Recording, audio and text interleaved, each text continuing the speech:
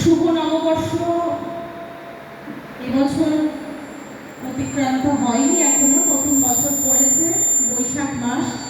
আর এই বৈশাখ মাসে আমাদের প্রিয় কবি বিশ্বকবি রবীন্দ্রনাথ ঠাকুরের জন্মদিন। কালই সেটি পালন হয়েছে। আজকে আমরা কবিগুরুকে আবার শ্রদ্ধা জানাবো, আবারও কবিগুরুকে আমরা স্মরণ মরণ করব।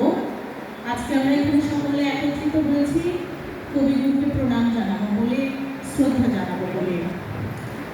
কবিগুরুর লেখন থেকে বলতে হয়, অন্তর মম বিকশিত করো, অন্তর তরফে নির্মল করো, উজ্জ্বল করো, সুন্দর করো হে, জাগ্রত করো, উদ্যত করো, নির্ভয় করো হে, মঙ্গল করো, নিরলস করো, নিঃসংশয় করো হে। সকল দর্শকবৃন্দকে আমি আমাদের পক্ষ থেকে অনেক শুভেচ্ছা জানাচ্ছি নতুন বছরে। আর কবিগুরুর জন্মদিন উপলক্ষে আমরা কবিগুরুকে একটি গান এখন নিবেদন করব। নমস্কার।